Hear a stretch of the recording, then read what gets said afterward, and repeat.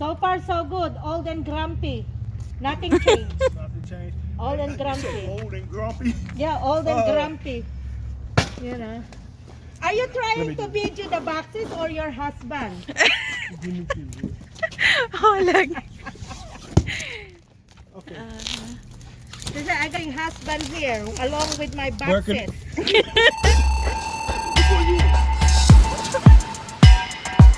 No, that one. I want that one. Which one you want? Okay, thank you everyone. If you're new to the channel, my name is Jonathan. In the video is my wife Galen. As you can see, she's preparing a few BALIKBAYAN boxes to ship to her family in the Philippines. In this video, what we are wanting to do is to give you some helpful hints about sending your boxes to the Philippines, some best practices and things of such. Now, let's just take a look at the amount of merchandise that we're going to be sending.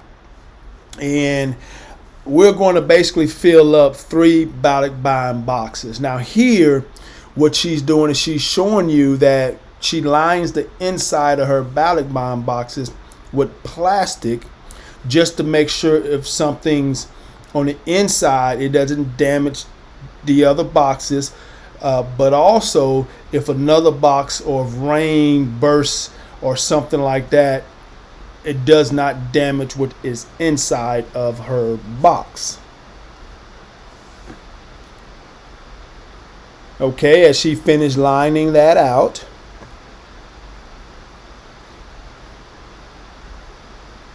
now never mind, you can see in the distance in the back we have a larger TV. Of course it's not working then, she has a smaller TV on, but we have already discussed we're not buying no new TVs or nothing extra until we get ready to ship them to the Philippines, because we have made the decision to move to the Philippines. And if you have not seen that video, we're going to put a link to that video so you can see why we made the decisions to move to the Philippines. Now, here, the merchandise that she's showing you, one of the best practices you want to take place is if anything is liquid, or that if you see we're shipping some jelly, we're shipping salad dressing that her mother really loves.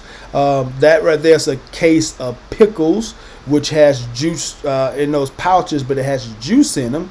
So basically she will put those inside of a Ziploc bag.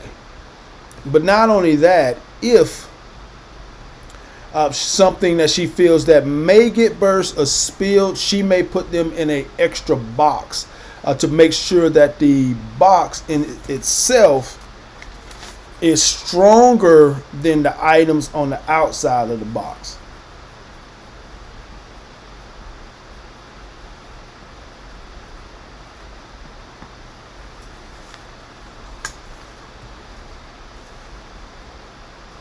Okay, she's just giving you some little tidbits here.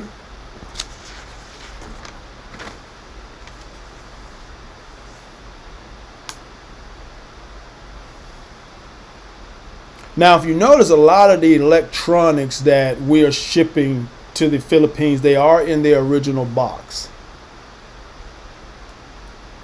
Here, I think she's just showing you basically what she's shipping for our nieces and nephews.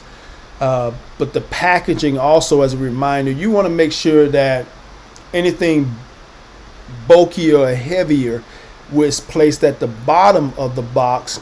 That way, when these guys are using forklifts and dollies to move around the boxes with your valuables in them, they basically are not top-sided, heavy to the top, crushing everything that you have that's more fragile because you forgot to put like that 25-50 pound sack of rice on the bottom of the box.